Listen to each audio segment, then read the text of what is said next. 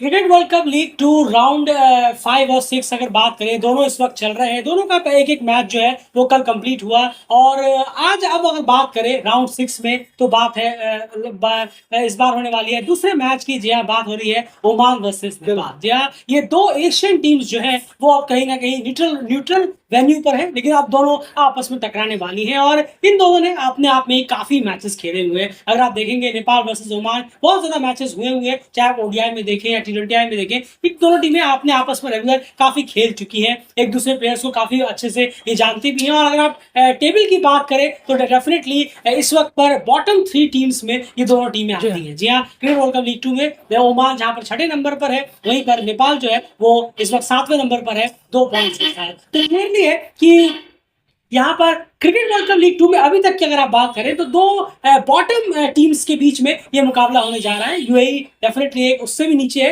लेकिन ये दो एशियन टीम्स के बीच में ये मुकाबला हमें देखने को मिलेगा।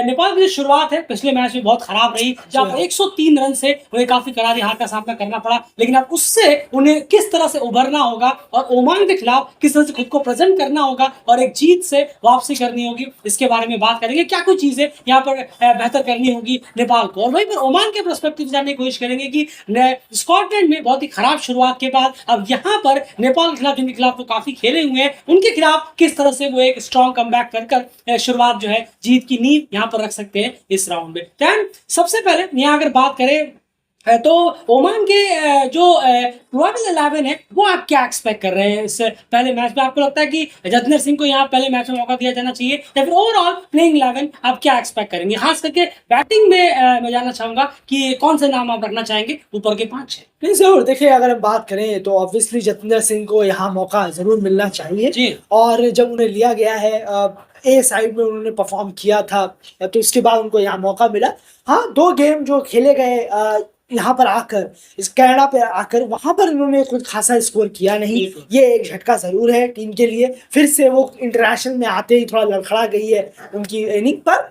फिर भी जतिंदर सिंह ऑन है गेम के लिए कि कश्यप प्रजापति के साथ वो हमें ओपनिंग करते हुए नजर आए। अगर हम बात करें उसके बाद यहाँ पर अयान खान है, आकिब इलियास है, जिशान मकसूद जो है वो नजर नहीं आए थे प्रैक्टिस मैच में, जो 2 खेले गए थे। लेकिन पूरी उम्मीद है कि डेलीग्रेट को कि वो पहले मैच में और उन्हें रहना भी चाहिए, इनकी हालत बहुत खराब है इस वक्त। बिल्कुल बिल्कुल, तो वो हमें यहाँ पर नजर आएंगे। बल्लेबाजी में वही मोहम्मद नदीम है, शोएब खान होंगे, जरूर होंगे यहाँ पर वो इस बैटिंग ऑर्डर में। पर मेजर जो 5 प्लेयर हैं वो आप कहें तो कश्यप प्रजापति, जतिंदर सिंह, आकिब इलियास, जिशान मकसूद और अयान खान, ये बल्लेबाज लाइनअप में जरूर से जरूर होने चाहिए। वहीं बॉलिंग में आप कलीमुल्लाह है, बिलाल खान है, उसके बाद आप देखें तो फयाज भट्ट हो जाते हैं बॉलिंग से। उसके बाद जिशान और नदीम भी कराएंगे, नदीम भी कराएंगे। जिशान, आकिब जो है वो स्पिन का एक डिपार्टमेंट संभालेंगे। समय श्रीवास्तव इस स्पिन का डिपार्टमेंट संभालेंगे। देखना होगा किस तरीके से जो बॉलिंग यूनिट है उसको रखा जाता है, पेसर्स को ज्यादा लिया जाता है या स्पिनर्स को टीम में लिया जाता है।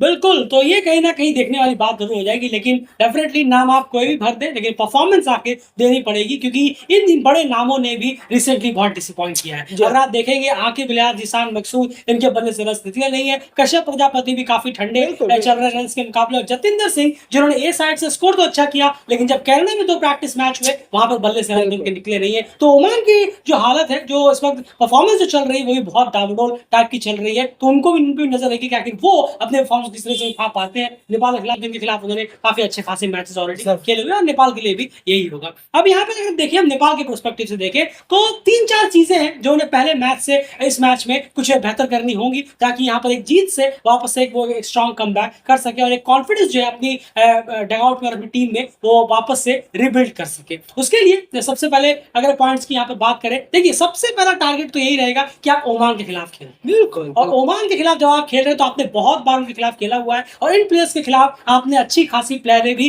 बैटिंग की हुई है या बॉलिंग की हुई है, और उनके इन प्लेयर्स के खिलाफ आपने स्ट्रेटजी पहले भी बनाई हुई है। तो डेफिनेटली ओमान के खिलाफ देखिए बिलाल है, कलीमुल्लाह है, जीशान है, आकिब है, मोहम्मद नदीम है, आयन खान है, इनके खिलाफ तो ये नेपाल के जो प्लेयर्स हैं ये काफी खेले हुए बहुत ज्यादा। वो भी खेले हुए हैं, आप भी खेले हुए हैं, तो डेफिनेटली आपका टारगेट होना चाहिए कि हमने पहले इन्हें किस तरह से हराया था उसी तरह से हमें यहाँ पर इन्हें भी वापस से वही चीजें हमें अपने अपने बेसिक ठीक करना होगा। ऑटोमेटिकली हम ओमान को यहाँ पे दे सकते हैं क्योंकि आप एक ही रीजन की टीम है, तो आपने काफी क्लैशेज हुए हैं, तो उसको लेकर सबसे पहले तो आपको, और ओमान खुद इस वक्त जो हालत है उनके उतने ज्यादा डाउट वो है नहीं, उतने कॉन्फिडेंट वो टीम नजर नहीं आई है जो ओमान हमें लीग 2 के फर्स्ट हाफ में दिखी थी, वो ओमान हमें आज तक भी नहीं दिखी है। जी हाँ, बिल्कुल। भले ही वो पिछली बार सेकंड नंबर पे थे यार, लेकिन वो ओमान फर्स्ट फेज वाली हमें उसके बाद आज तक दिखी नहीं। नहीं, सही कहा आपने, क्योंकि राउंड 1 जो हुआ था वर्ल्ड क्रिकेट लीग का पहला एडिशन जो हुआ क्रिकेट वर्ल्ड कप लीग 2 का, उसमें भी हमने देखा जिस तरीके से शुरू के 8-10 मैच थे उसमें कुछ और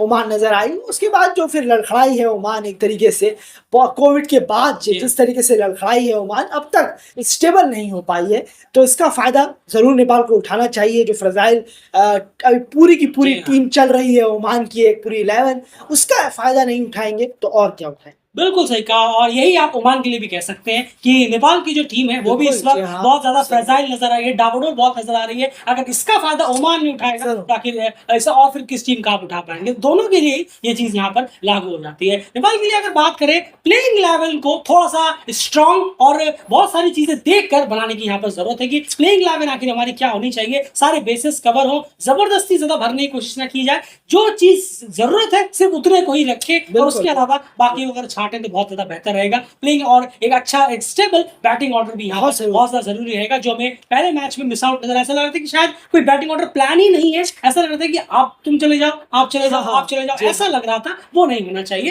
पहले तो आप एक प्लेइंग 11 स्ट्रॉन्ग और सुटेबल बनाइए और उसके साथ साथ एक अच्छा बैटिंग ऑर्डर रखिए, डेफिनेटली एक टीम को अच्छा फायदा मिल सकता है। एंड उसके बाद अगला पॉइंट जो रिबिल्ड करने में नेपाल को फायदा कर सकता है, बिल्कुल बिल्कुल, बॉलर रोटेशन जो हमें नजर नहीं आया पहले मैच में नेपाल के, काफी गारंटी नहीं करा बिल्कुल कनाडा के अगेंस्ट, तो वहां पर तो बिल्कुल ही धज्जियां उड़ा दी गई रोटेशन की, बॉलिंग रोटेशन की। हमें इसमें उम्मीद करेंगे कि ओमान के अगेंस्ट कप्तान है जो नेपाल के रोहित पौडेल, वो कुछ अच्छा फैसला लेते हुए नजर आए, ज्यादा कसावट रखे, बिल्कुल ज्यादा चेंज या वगैरह करने से बचे। कुछ विकेट मिला है, आप रन्स काफी बन गए हैं, तो क्रिकेट को देखकर, सिचुएशन को देखकर बदला, आइडियाज बदलें, जबरदस्ती बदलकर कोई फायदा है नहीं। जब मैच और गेम आपके लिए जा रहा है तो वहां पर 8-10 बॉलरों का यूज करना ये कोई वजह है नहीं। तो सबसे पहले स्टिक रहना होगा कि ओमान के अगेंस्ट की हम सिर्फ 6 बॉलर के साथ जा रहे हैं और 6 बॉलर के साथ ही हम बॉलिंग कराएंगे पूरे 50 में। बिल्कुल, ये थोड़ा सा ध्यान देने की जरूरत है। वही चुके हुई हैं जो पिछले मैच में जहां पर बहुत ज्यादा गड़बड़ी हुई थी एज ए कैप्टन, जब बॉलिंग रोटेशन में जो रोहित पौडेल ने एज ए कैप्टन अब दिक्कत की थी, ये गलती से यहाँ पर सीखना होगा और इसमें वो गलती बिल्कुल नहीं दोहरानी होगी। उसके बाद एक और, अगर आप बैटिंग यूनिट की बात करें तो try to play less dot balls, ये बहुत ज्यादा इंपॉर्टेंट होता है। अब मेरे ख्याल से पहले मैच में आपने शायद 190 के आसपास करीब या 180 के आसपास करीब डॉट बॉल्स यहाँ पर जब चेस कर रही थी नेपाल, 150 से ऊपर ही था, बहुत ज्यादा डॉट बॉल्स टीम ने यहाँ पर खेली है, उसको थोड़ा सा बचने की कोशिश करनी होगी। अगर आप लेस डॉट बॉल्स खेलेंगे तो ऑटोमेटिकली है कि आपने स्ट्राइक जोन रोटेट किया होगा और आपका जो स्कोर बोर्ड है वो लगातार टिक करता चला जाएगा। अगर आप जम गए, एक ही जगह पर अटक कर रह गए, तो फिर वो अटके ही रह जाएंगे, फिर वहां से निकलने में बहुत दिक्कत हो जाएगी, और अगर निकले भी तो कहीं देर ना हो जाए। तो इसलिए बैट्समैन ये मेक श्योर करे कि डॉट बॉल्स जो है वो जितनी ज्यादा लेस खेल सके उतना ज्यादा बेटर रहेगा। और जाहिर सी बात, एक चीज तो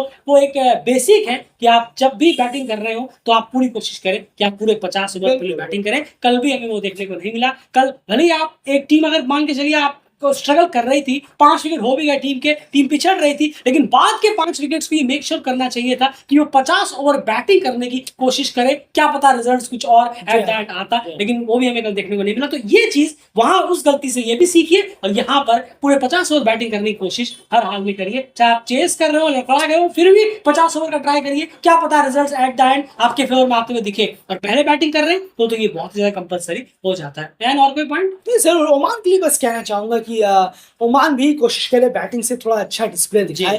क्योंकि बॉलर्स गेम बहुत ज़्यादा होने वाला है नेपाल ओमान का, क्योंकि दोनों ही टीमों की जो बैटिंग है वो काफ़ी कमज़ोर है। अगर आप देखेंगे तो हमें बॉलर्स गेम काफ़ी दिखेगा नेपाल ओमान के अगेंस्ट, लेकिन बल्लेबाज अगर इस पर कुछ अच्छा स्कोर खड़ा कर पाए, जो पहले बल्लेबाजी करेगा, अच्छी बैटिंग दिखा पाए, तभी हमें यहाँ पर किसी के लिए जीत आती हुई नजर आ सकती है इन केस, क्योंकि बैटिंग दोनों की काफी डाबाडोल नजर है, काफी कि कोई एक या दो तीन प्लेयर चलेंगे तो टीम का भला होगा, लेकिन ओमान के लिए मुश्किलें बहुत हैं, नेपाल के लिए भी मुश्किलें बहुत हैं। तो किसी को स्टेप अप करना होगा बिग बिग, कि वो बड़े बड़े रन करे, बड़े के लिए जाएं, दो तीन प्लेयर पार्टनरशिप लगाएं, ताकि स्कोर जो है वो अच्छे से अच्छा बन सके। वरना बॉलर्स गेम तो ये है ही, क्योंकि यहाँ से ओमान से भी बॉलिंग में विकेट उनको मिलेंगे, क्योंकि नेपाल की बैटिंग थोड़ी सी कमजोर नजर आ रही है, और सेम नेपाल के बॉलर्स के लिए भी है कि ओमान की जो बल्लेबाजी है वो भी इतनी कोई अप टू द मार्क है। बिल्कुल। एंड एक छोटी चीज मैं एट द एंड पूछना चाहूंगा, उसके बाद कंक्लूड करेंगे वीडियो को। ओमान के स्पिन डिपार्टमेंट के बारे में आपका क्या ख्याल है?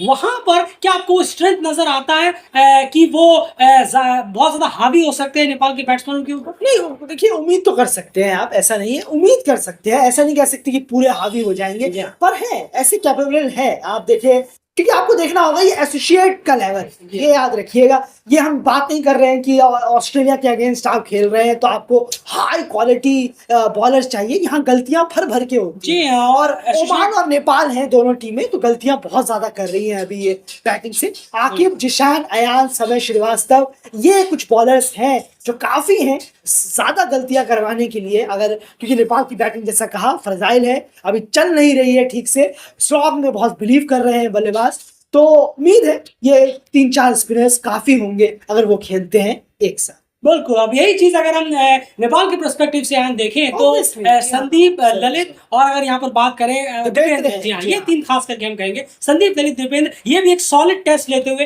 नजर आ सकते हैं, क्योंकि ओमान की जो बैटिंग है वो भी कहीं ना कहीं काफी डाउन नजर आ रही है। हाँ बिल्कुल सही कहा आपने, तो मैंने कहा ये बॉलर्स गेम है, ये कल जो हमें माफ कीजिएगा, जो आज हमें देखने को मिलेगा ये गेम, ये बॉलिंग गेम हमें देखने को मिलेगा, और अगर बैटिंग इंप्रूव हुई, बैटिंग हमें अब क्लास नजर आई किसी की, तो ही हमें बड़े बड़े स्कोर देखने को मिल सकते हैं, वरना शायद वही 220, 225, 230 तक वाली बात होगी ये, चाहे कोई भी बैटिंग कर।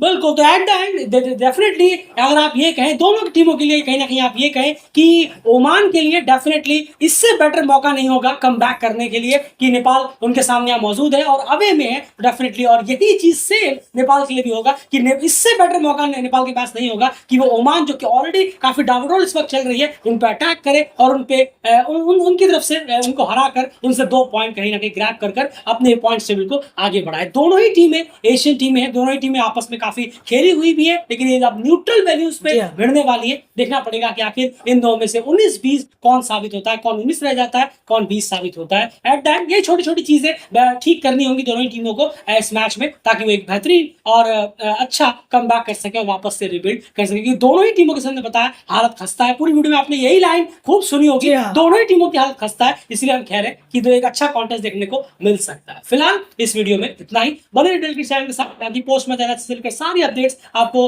डेलक्रिट चैनल पर लगातार मिलती रहेगी। चैनल को सब्सक्राइब जरूर कर लीजिए, बहुत सारे पोस्ट मैच चैनल से बहुत अपडेट्स लगातार आपको आने वाले हैं।